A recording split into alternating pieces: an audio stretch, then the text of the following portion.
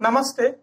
बाबा विशुद्धानंद जी की गुरु परंपरा की ओर से मैं अनुरुद्ध मुखर्जी आप सभी को बहुत बहुत स्वागत करता हूँ।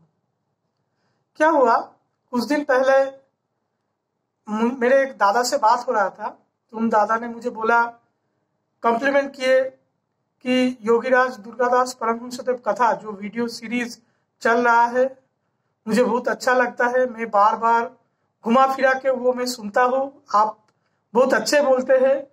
मैं बोला भाई ठीक है, गुरु का मेहरबानी है। तो उन्होंने बोला फिर आप जेठू के बारे में क्यों कुछ नहीं बताते हैं, जेठू के बारे में भी आप चर्चा कीजिए और हम लोग बहुत उत्सुक है। तो अभी जेठू कौन है, तो मैं बोला ठीक है देखते हैं अभी। तो वो मेरा फिर कुछ दिन बीत गए तो मेरे मन में फिर वो आइडिया, वो थॉट प्रोसेस वो चल रहा था, तो जिसको लेके मैं आप लोगों के सामने आज उपस्थित हूँ। आज के वीडियो में वही चर्चा करेंगे। पहले तो जेठू कौन है, जेठू का परिचय क्या है। जेठू है बाबा विशुद्धानंद जी का छोटा पोता। जब बाबा विशुद्धानंद जी अपने शरीर छोड़े 1937 को, तब जेठू का उम्र था करीब 11-12 साल, 13 साल करीब वो ऐसा होगा। और बाबा विशुद्धानंद जी का एक फोटो है, आप देखेंगे शायद वो फेसबुक में, मेरा जो पेज है इसी नाम से है, स्वामी विशुद्धानंद परमहंसदेव ज्ञानगंज घराना। जहां उस फोटो में आप देखेंगे बाबा विशुद्धानंद जी का जन्मोत्सव बेनारस में चल रहा है और एक फोटो खींचा हुआ है, नीचे जेठू बैठे हुए हैं। तो वो बाबा विशुद्धानंद जी का छोटा पोता। तो अभी दुर्गा बाबा का वो लड़का है, ठीक है। बाबा विशुद्धानंद जी का दो लड़का, एक लड़की था, दुर्गा पदो, विष्णु पदो और विश्वेश्वरी। तो दुर्गा पदो बाद में उन्होंने अपने नाम चेंज किए और उसको दुर्गादास किए। क्यों किए? क्योंकि वर्धमान विशुद्ध आश्रम के नजदीक कोई वकील साहब थे, उनका नाम भी दुर्गा पदो था। तो जो पोस्टमैन वो प्रॉब्लम करते थे लेटर में, किसी का लेटर किसी के पास, तो इसलिए बाद में दुर्गा पदो अपने नाम एपिडेविट करके चेंज किए, वो था दुर्गादास। और विष्णु पदो का कोई औलाद नहीं हुआ है और वो बहुत कम उम्र में वो फिर अपने चले गए। और विश्वेश्वरी का भी कोई कुछ औलाद है, वो मैं सुना नहीं हूँ, शायद कोई नहीं है। तो दुर्गा बाबा का 4 लड़का, मनोज मोहन, सरोज मोहन, अवनी मोहन, षोडशी मोहन। मनोज मोहन बचपन में ही गुजर गए, तो बहुत लोग उसको नहीं जानते हैं। सरोज मोहन वो गुई बाबा नाम के ज्यादा वो प्रसिद्ध है। आप योगी राजाधिराज विशुद्धानंद परमहंसदेव जो अक्षय कुमार दत्तगुप्त किताब है, वहां पे आप गुई बाबा को लेके काफी प्रशंसा सुनेंगे। बाबा विशुद्धानंद जी कह रहे हैं कि गुई एकदम ब्राह्मण है, ये है। और जब बाबा शरीर छोड़े तब गुई बाबा एकदम युवक थे और उन्हीं को ही बाबा जो जो जो 2 ट्रस्ट बनाए थे, एक बनारस का ट्रस्ट, उसका सेवायत बनाए थे बाबा विशुद्धानंद जी रहते हुए, और इधर पश्चिम बंगाल में एक ट्रस्ट है, उसका भी सेवायत वो गुई बाबा को ही बनाए थे। और गुई बाबा का जो लड़का था भुम्मुलदार, उसके साथ तो मेरा काफी अच्छा प्यार मोहब्बत वाला रिश्ता था। उसका काफी सारे वीडियोस झलदा में जाने का, आने का, उसके बाद वो तो उसमें भुम्मुलदा के बारे में मैंने काफी ऑलरेडी चर्चा किए है। और उसके बाद सरोज मोहन के बाद था अवनी मोहन, जिसको उनका निकनेम था टूनू, टूनू बाबा, कोई मेजदा, ऐसा मेजो बाबा, कोई कुछ भी वो बुलाते थे। तो अवनी मोहन का तो 2 लड़का है, लालटूदा पिंटूदा। कभी आश्रम में मुलाकात होता है तो हाई हेलो वो चलता है। और उसके बाद मेरे जेठू, जेठू मतलब षोडशी मोहन जो छोटा है, तो उनका निकनेम था फोरिंग और वो थे। तो उनका 3 लड़की, 1 लड़का था, जिसमें एक लड़की बचपन में और एक लड़का काफी उम्र में वो गुजर गए, तो कुछ इश्यूज था। तो 2 लड़की है और मैरिड है, औलाद है, तो उनसे मैं संपर्क में रहता हूँ। मिठू दी जो छोटा वाला, वो वर्धमान आश्रम में ज्यादातर रहते हैं। जेठी माँ को वो देखते हैं, मेरे जेठू के जो वाइफ है उनको देखते हैं, गुरु माँ को देखते हैं। और जो बड़े दीदी है कुमकुम दी, वो हावड़ा में है, उनका लड़का भी काफी अभी बड़ा हो गया है, अभी नौकरी भी कर रहा है। उसको लेके मैं काफी दुर्गा पूजा के दौरान जब वो बर्धमान आश्रम में आता था तो उसको बिठा के मैं पूरा बर्धमान का जो दुर्गा पूजा जो पंडाल्स होते हैं सब उसको घुमाते थे, खूब घुमाते थे, हर साल घुमाते थे।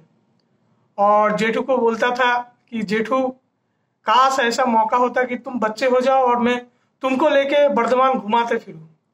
अभी तुम तो नहीं मिले, तुम्हारा नाती को लेके घूम रहा हूं। और जेठू हंसते थे। खैर, तो घटनाएं थे, बहुत सारे घटनाएं हैं, धीरे धीरे बिल्कुल मैं कहूंगा इस सीरीज में। और जो बात पहले तो एक जेठू क्यों मैं बुलाता हूँ ये एक सवाल है, ठीक है। काफी लोग मुझे पूछते हैं आप अपने गुरु को जेठू क्यों बुलाते हैं। और किसी ने मुझे एक बार कमेंट में गाली भी क्या कुछ कमेंट दिए थे, अबे तू हिंदी तेरे को आता नहीं, तू बांग्ला क्या बोलता है, हिंदी में जेठू का वो होता है ताऊ, ताऊ जी, ऐसा ऐसा करके कुछ वो लिखे थे। तो मैं उसका कुछ रिप्लाई नहीं किया। कोई गलत लिखता है तो वो ऑटोमेटिक वो फिल्टर रहता है, चेक हो जाता है, तो मैं वो डिलीट कर देता हूँ मोस्टली, क्योंकि जो प्यार करते हैं उसी के साथ मेरा रिश्ता है। जो मुझे नापसंद करते हैं बिल्कुल वो मुझे नापसंद कर सकते हैं, वो मुझे नापसंद करते हैं उसके लिए मैं उनका बहुत सम्मान करता हूँ। तो सम्मान करके वो बाहर रहे। अब बाहर कितना भी मेरे बारे में बोलिए, बिल्कुल बोल सकते हैं, पूरा total freedom of speech Indian constitution का राइट है भाई, आप बोलो, उसमें मुझे कोई मनाही नहीं है। पर मेरे साथ जो खड़ा होगा, मेरे पास जो खड़ा होगा, उसको ऐसा ही होना चाहिए कि वो प्यार बांटे, मोहब्बत बांटे, पॉजिटिव एनर्जी, पॉजिटिव वाइब्स, वो मुझे अपने पास चाहिए। बाहर आप बिल्कुल बोल सकते हैं और मैं वो क्रॉस भी नहीं करता। गीता में कहा है मान अपमान निंदा स्तुति सब में एक समान रहने का। तो कोई मुझे गाली देता है, आप बुरा तो लगता है भाई, मैं तो कोई बहुत बड़ा संत महात्मा नहीं हूं, तो अगर बुरा लगता है तो मैं सोचता हूँ मुझे क्यों बुरा लग रहा है। मैं ये बिल्कुल नहीं सोचता कि वो बुरा क्यों बोल रहा है, क्योंकि उसका मुंह है, वो बोलेगा, उसको मैं कंट्रोल नहीं कर सकता।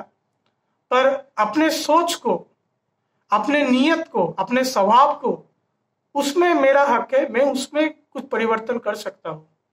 और एक आध्यात्मिक व्यक्ति का काम, आध्यात्मिक व्यक्ति क्या, आत्म का अध्ययन, दूसरे को पाठ पढ़ाना नहीं, खुद के अंदर जो गलतियां है उसको, खुद के अंदर जो बुराई है उसको धीरे धीरे पकड़ो और धीरे धीरे उसको ठीक करो, शोधन करो, अच्छे गुण को अपनाओ, बुरे स्वभाव को बदलाओ, अच्छे कर्म करो।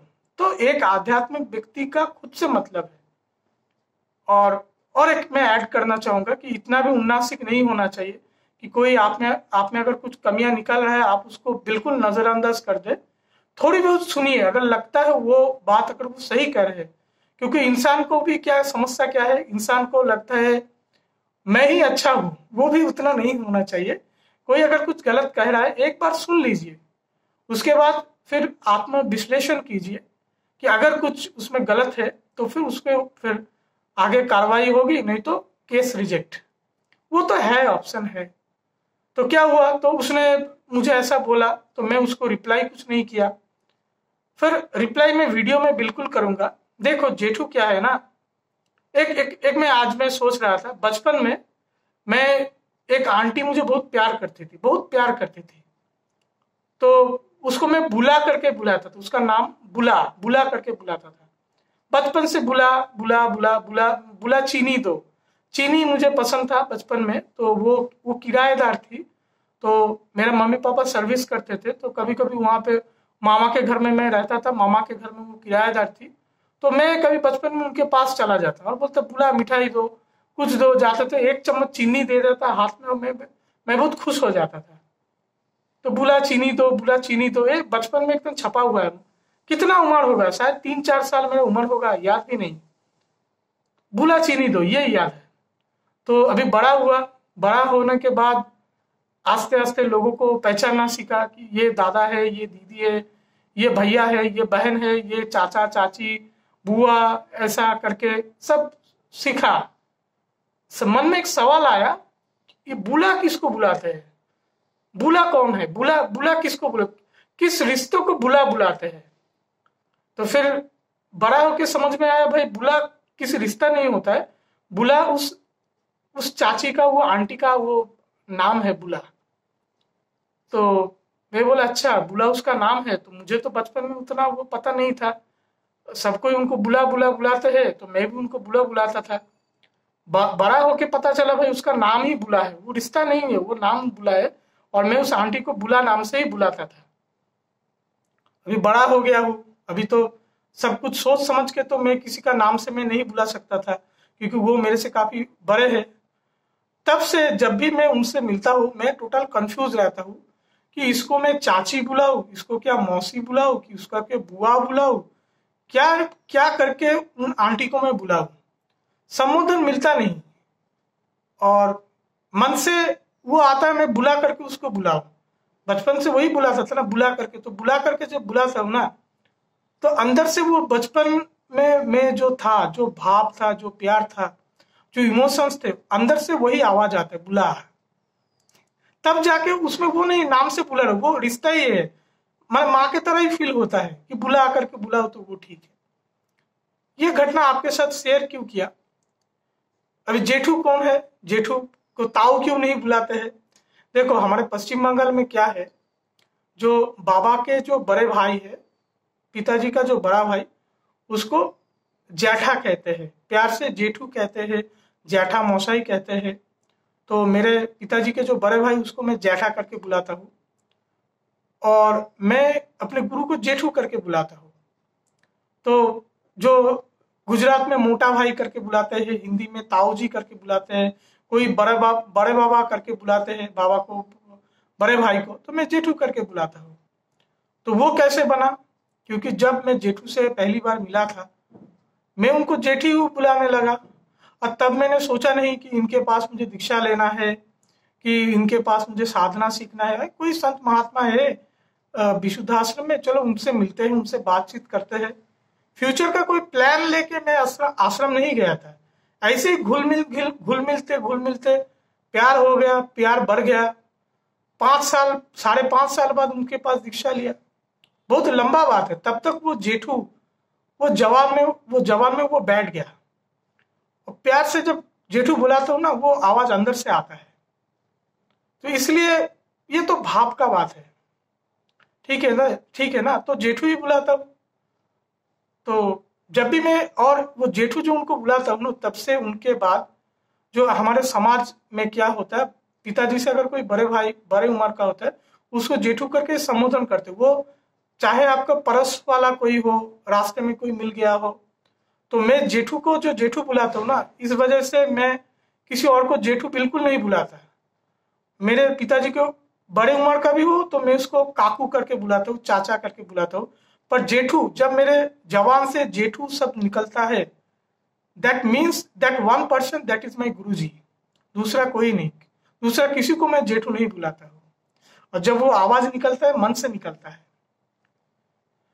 मुझसे लोग मिलते रहते हैं, कोई कहते हैं अनिरुद्ध जी, कोई नाम से बुलाता है अनिरुद्ध, कोई कहता है दादा, कोई कहता है गुरुजी, कोई कहता है गुरुदेव, कोई कहता है महाराज, कुछ भी चलता है। मैं किसी को क्रॉस नहीं करता, किसी के ऊपर कोई नहीं है। कोई कुछ भी गाली देके भी अगर चाहे तो कोई बुला सकता है भाई, कुछ नहीं है। बस जो आवाज आएगा ना वो अपने मन से आना चाहिए, और भाव, किसी का अंतर का जो भाव है उसको क्रॉस नहीं करना है, क्योंकि भाव है इसलिए इंसान है, उसके अंदर वो प्यार है। तो ठीक है, तो भाव का तो कोई क्रॉस नहीं। तो मैं आपको बोल दिया उनको क्यों जेठू बुलाता हूँ। आप कोई भी मुझे किसी भी नाम से बुला सकते हैं, नाम या संबोधन से सब चलता है, जो जो चलता है। पर जो जिसमें कोई वो नेगोशिएट नहीं होगा, जब जो संबोधन होगा ना उसमें ईमानदारी रहना चाहिए 100%। मुंह में कुछ, पेट में कुछ, पीछे कुछ, सामने कुछ, ये आध्यात्म व्यक्ति को वो शोभा नहीं देता। तो ये मैंने जवाब दे दिया कि जेठू क्यों बुलाते। तो अभी जेठू का बात आप लोगों के सामने करना है। जब जेठू का बात आता है ना, तब मेरा बात भी आ जाता है। क्यों? क्योंकि गुरु शिष्य का रिश्ता होता है ओवरलैपिंग, माने गुरु के अंदर शिष्य घुसा हुआ रहता है, शिष्य के अंदर गुरु घुसा हुआ रहता है। माने एक साथ ही है, एक ही है। तो जब उन्होंने बोला कि नहीं आप जेठू के बारे में बात कीजिए, तो मैं सोचा भी मैं कहाँ से बोलूं, क्या करूं। तो तब मेरे मन में ऐसा विचार आया कि जब जेठू चले गए थे 2014 दिसंबर को, तो आश्रम में ऐसा कुछ परिस्थिति बना, कुछ कुछ कुछ बुरा बुरा ऐसा कुछ मिला ऐसा।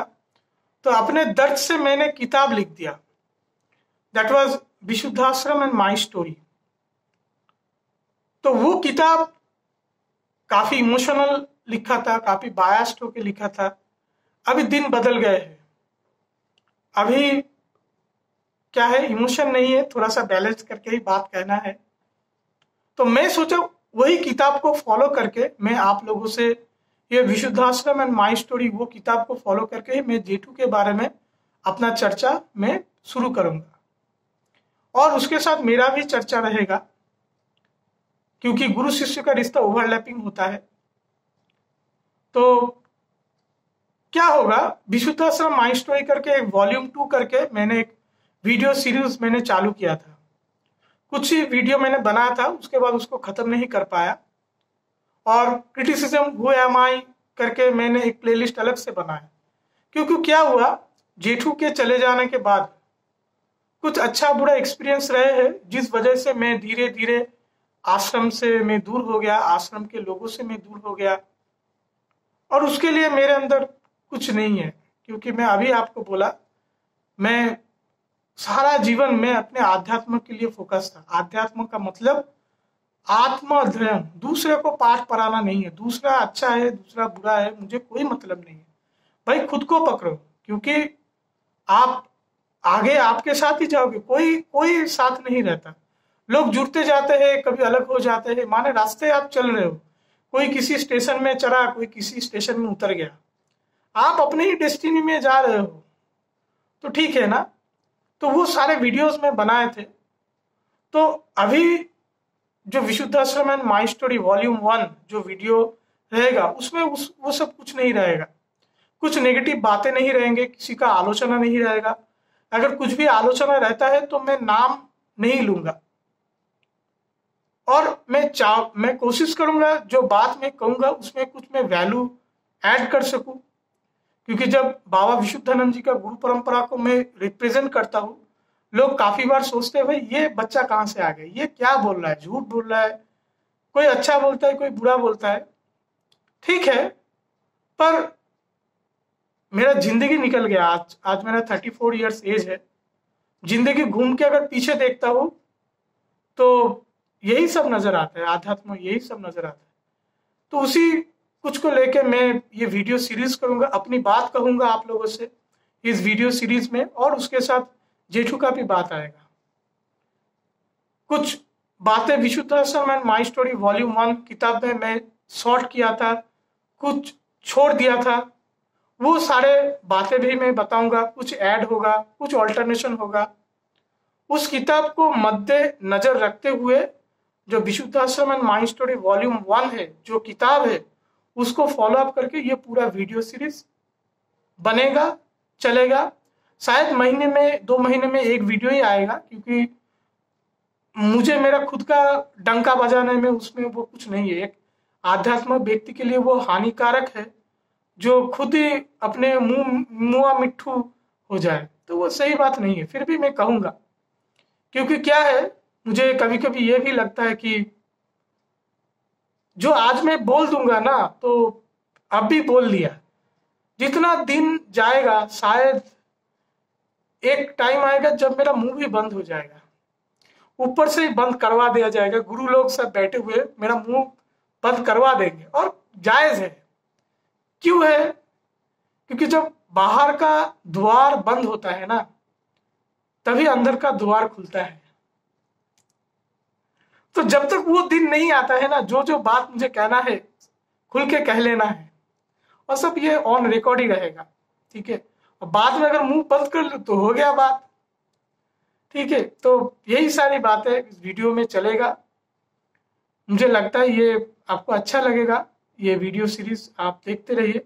अगर जेठू के लिए कोई सवाल है और इस वीडियो सीरीज में कभी भी किसी सवाल किसी बात में आपके अंदर हुआ, बिल्कुल पूछ सकते हैं कमेंट सेक्शन में, मैं उसका जवाब देने का कोशिश करूंगा।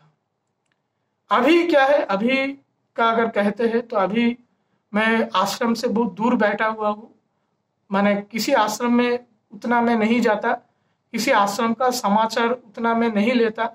अगर कोई सामने से कुछ कहता है मैं बिल्कुल सुनता हूँ, और कोई अगर सामने से आश्रम का कोई लोग अगर मुझे सामने से कॉल करता है, बिल्कुल मैं बात करता हूँ। सामने से मैं खुद से उतना नहीं जाता। और हफ्ते में एक बार मेरी गुरु जेठू की पत्नी जेठी माँ, वो वर्धमान आश्रम में रहते हैं, तो हफ्ते में एक बार मैं उनके पास जाता हूँ उनका खैरियत पूछने के लिए। आज भी गया था।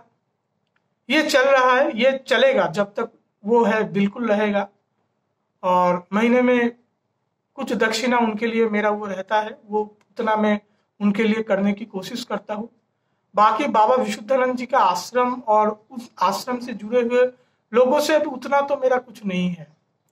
मैं बहुत व्यस्त रहता हूँ अभी मेरा करियर और प्रोफेशनल वर्क को लेके। क्योंकि आप बोलोगे फिर साधना का क्या? अरे भाई, जिसके पास जो है वो तो है, जो नहीं है वो तो उसी के पीछे भागेगा ना। तो अभी मैं थोड़ा सा अपने प्रोफेशनल और धन कमाने में थोड़ा सा व्यस्त हूँ। क्योंकि कम से कम अभी भी मैं, मेरे पिता माता का जो पेंशन है उसमें मेरा गुजारा चलता है। थोड़ा बहुत कुछ अर्निंग हो जाता है, पर वो अर्निंग इतना नहीं है कि मैं अपने संसार चलाने का महीने का खर्चा में उठा पाऊँ। तो अभी तो मेरा फर्स्ट टारगेट इतना है कि महीने का घर चलाने का जो खर्चा है, कम से कम ये आमदनी में कर पाऊँ। और उसके बाद ज़्यादा आमदनी होगा तो सेविंग होगा, और फिर आप लोगों के साथ, फिर आप लोगों को बुला के, फिर खिला पिला के उत्सव भी मनाएंगे। पर कुछ भी होगा अपने मेहनत के कमाई से होगा। अगर धन आता है तो धन बंटन भी होगा, अगर धन नहीं आता है तो भाई कुछ नहीं, ऐसे ही चला जाएगा। आप पूछेंगे क्या अनिरुद्ध जी आपके पास सेविंग नहीं है? हाँ, सेविंग है, पर सेविंग को तोड़ के अगर आगे दिन बिताना पड़े तो that would be A temporary solution, not a permanent solution. तो मैंने अपनी जिंदगी भर का पूरा आध्यात्म करके ही मैंने काटा है, और रोज का जो साधना है वो मैं बिल्कुल करता हूँ, उसमें कोई कमती नहीं है। पर अभी मोस्टली फोकस रहता है मेरा प्रोफेशनल डेवलपमेंट में, वही उसमें मेरा अभी फाइनल फोकस वो रहता है। और भी कुछ पढ़ाई भी आगे कुछ करना है, देखना है, ये सब करके कुछ चल रहा है। मम्मी पापा को उम्र हो गया है, और मेरा बच्चा भी 9th मंथ का एक चाइल्ड है। पूरा रिस्पॉन्सिबिलिटी पूरा फैमिली मैन में बन गया। तो आज के डेट में यही अपडेट है। और बाकी